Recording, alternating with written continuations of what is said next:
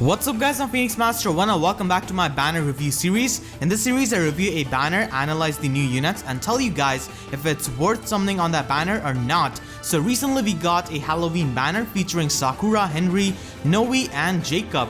This banner will end on 28 November. So let's begin with the Coffin Boy Henry. He's the first armored mage in the game. He has got offensive stats of a top tier mage, same base attack as Nino but 2 points less speed than her, which is not really too bad because still he's faster than other green mages like Sonia, Deirdre, Julia, Soren and Inigo. He has got the lowest HP and defense stat for an armored unit, however he has got the highest res in the game.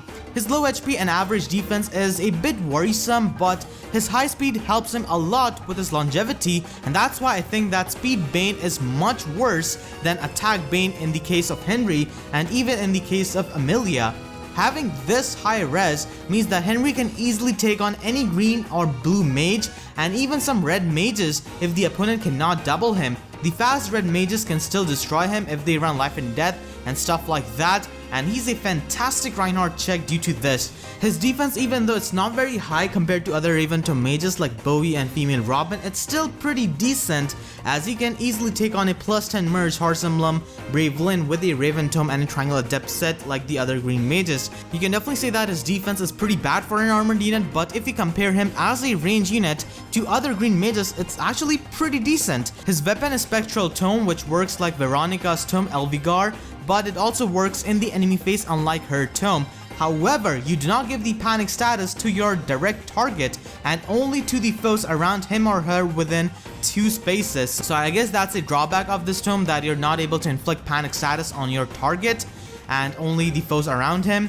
His special is Reprisal, which is definitely one of the worst specials you can run on a unit like him who has got this low HP. His best specials are Iceberg or Glaciers. It's not a very good special for him and you should not even bother to waste SP on this special.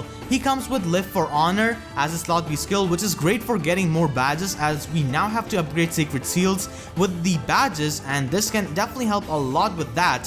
His slot C skill is Armor March, which is godsend for armored units, and Henry can easily use this because we do have extremely good armored units who are free to play like Arden and Black Knight who can be run alongside with him. And for skill inheritance, he can run a Raven Tome, an Owl Tome, or even a Groundblade set. A lot of people think that Close Counter is his best option, but in my opinion it's only good on him if you're running an Owl Tome set or running him on an Armor Emblem team with a lot of ward armor support. Other than that, Close Counter is not really as compulsory as people are making out it to be.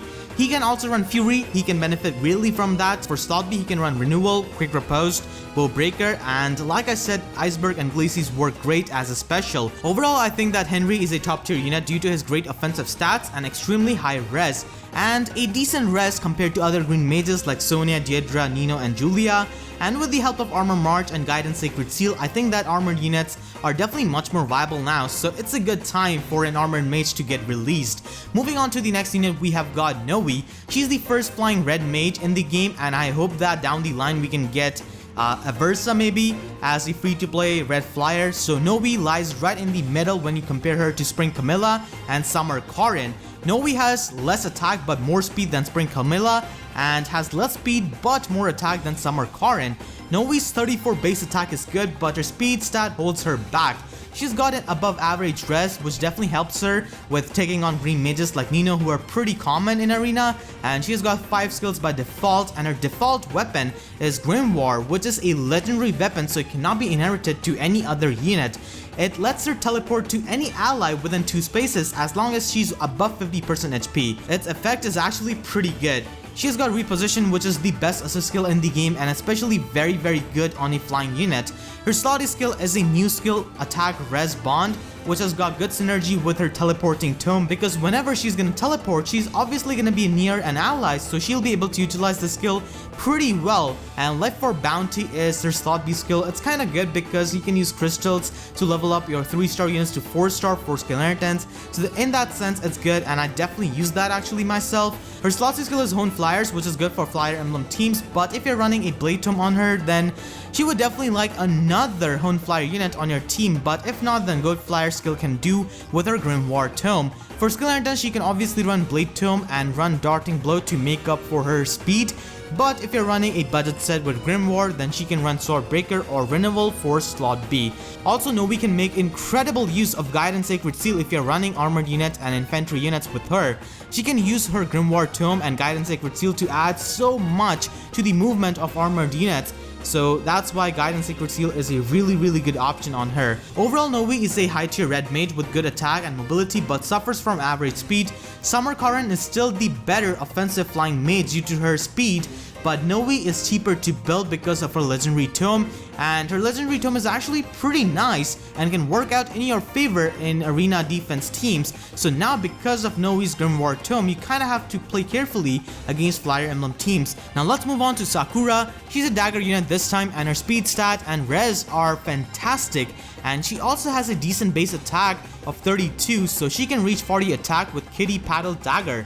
Sakura really just outclasses Felicia as a mage tank because Sakura pretty much has the same magical bulk as her but more attack and 3 points less speed, and Sakura actually has a visible attack stat.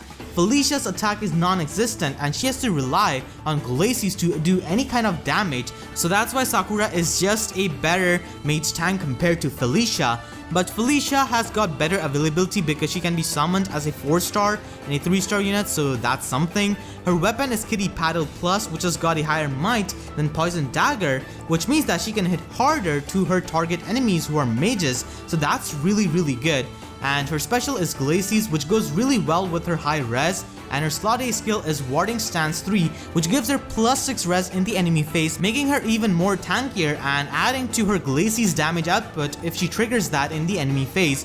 Her slot B skill is Guard, and it's a good skill and helps her take on the Quicken Pulse Moonbow Reinhardt, who is pretty common in arena. Dagger Valor is an amazing skill because you can train up dagger units pretty easily with this, and if you have trained up a dagger unit who doesn't have Poison Dagger, then you know that it's a pain to train them for SP because a lot of dagger units like Olivia, Felicia have pretty low attack stats, so it makes it really hard. So that's why Dagger Valor helps. Her default skill set is actually pretty good, and for skill inheritance all you need to do is give her an assist skill like Reposition or Drawback, and she can also make a good use of Poison Dagger from Kagero, but you will have to run a more offensive slot A skill than Warding Stance to make the most out of Poison Dagger due to its low might. Overall, Sakura is a decent high tier dagger unit. In my opinion, she's one of the best dagger units in the game along with Performing Arts Olivia and Kagero due to her good offensive stats and the fact that she can act as a mage tank. Now let's move on to the final unit from this banner.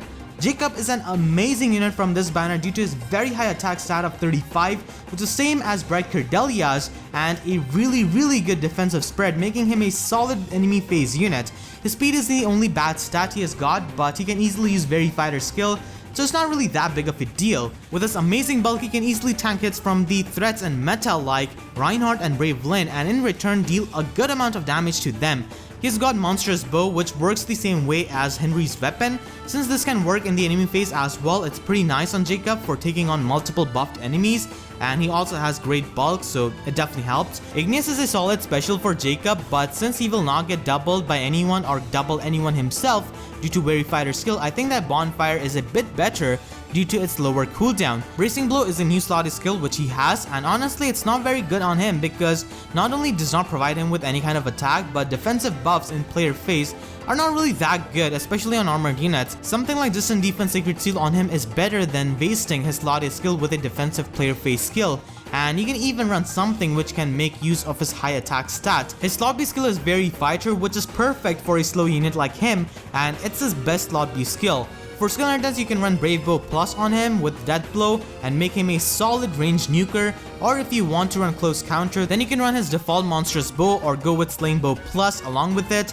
Jakob is a better user of Close Counter compared to Henry due to his higher bulk. Overall, I think that he's a top tier unit because of his very high attack stat and his reliable bulk, and the fact that he can also run Very Fighter to mitigate his bad speed, and makes him a very reliable unit and an offensive monster in the player phase with Brave Bow. And now I will give you guys my final verdict on this banner. I give this banner a rating of 9 out of 10. It's a good banner like all of the other banners we have been getting as of late.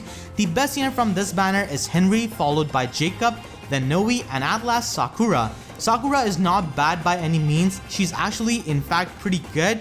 but it's just that other units from this banner are better than her, in my opinion.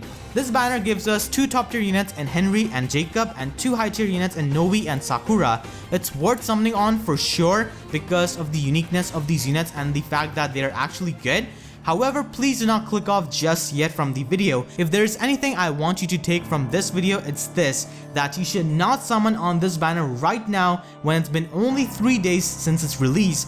Please save your orbs because we do not know what kind of insane units await us in the month of November. We still have a chance of getting Hero Fest 3 banner this month, and I suspect a Thracia 776 banner or a Radiant Dawn banner this month, because those are the 2 games which have not got too much love compared to the other games in Fire Emblem Heroes. Micaiah has been a highly anticipated unit, so if she comes out this month, then I think that she will be an insane unit with some kind of exclusive skill and very high stats.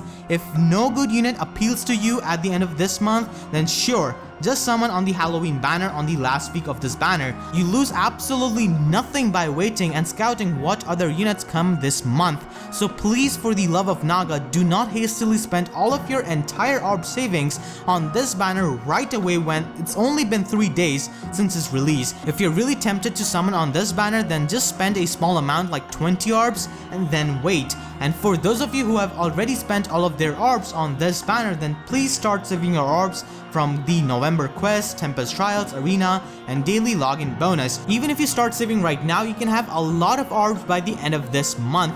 So that's what I would advise to my free-to-play friends. These Halloween units are good, definitely no doubt about that, but they do not have any kind of power creep at all, which Intelligent Systems has been doing to some units for a while now, if you know what I mean. So that makes me think that the upcoming banners this month might have some insane units. Of course, if I'm wrong, then you can just spend your orbs in the final week of the Halloween banner. So hopefully you guys enjoyed this video. If you did, then please be sure to leave a like and do not forget to subscribe for more Fire Emblem Heroes content and guides like these. And with that being said, I'll see you guys next time. Thank you so much for watching and have a great day.